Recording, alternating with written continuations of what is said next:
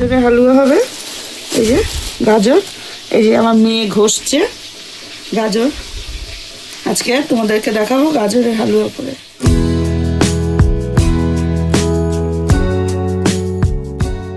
আমাদের গাজর ঘষা হয়ে গেছে, মেয়ে ঘষে রেখেছে। এই যে মেয়ে কাজু রেডি করে রেখেছে আর এলাচ। এবার আমি গাজরের হালুয়াটা শুরু করবো। যে কড়াই গরম হয়ে গেছে, আমি দিয়ে দেবো এই যে ঘি। এটা অনেকটা ঘি লাগে, কারণ এই গাজরটা পুরো ভাজা হবে তো। ফোড়ন দিচ্ছি, গোটা এলাচ,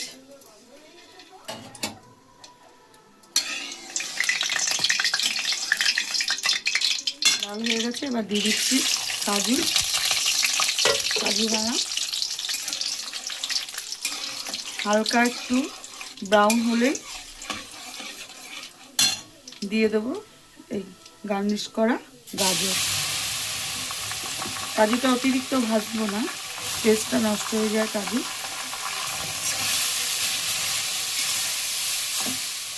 গাজরের একটা জল বেরোবে, ওই জলটার মধ্যেই গাজর সেদ্ধ হয়ে যাবে, ভাজা হয়ে যাবে।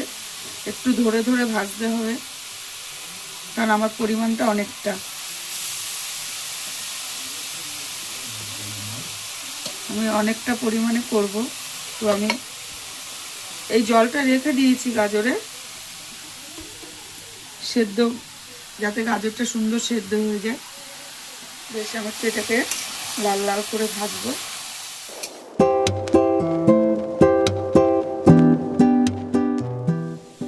মিষ্টি খাবারে একটু নুন লাগে, তো আমি পরিমাণ মতো একটু নুন দিয়ে দিচ্ছি, নাহলে স্বাদ ওঠে না ঠিক। এই দেখো আমার এই যে এটা ভাজা হয়ে গেছে, বেশ একটা সোনপাপির মতো গন্ধ উঠেছে। এই দেখো তেলও ছেড়ে দিয়েছে, তেল তো না ঘি ছেড়ে দিয়েছে। এই যে পুরো একটা ডো মতো হয়ে এসছে, যেরকম নাড়ু পাক হয় এরকম। এবার আমি নুন দেওয়ার পরে দিয়ে দেবো একটু মিষ্টি।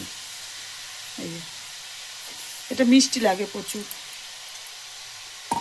চিনি দিয়ে দিলাম।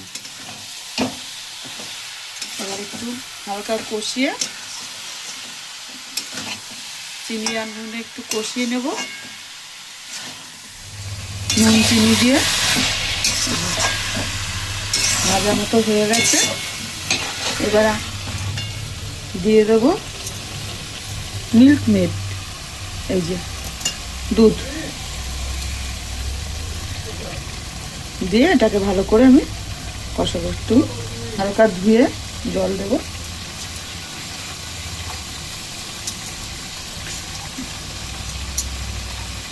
এই জারটা ধুয়ে একটু জল দিয়ে দিলাম, কারণ এটা তো গাঢ় দুধ।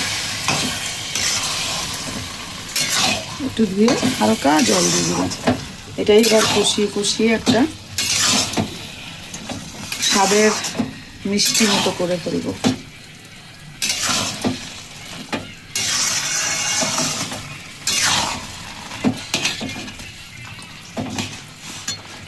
আমি এটার ভিতরেই একটু হালকা ঘি দিয়ে দেবো।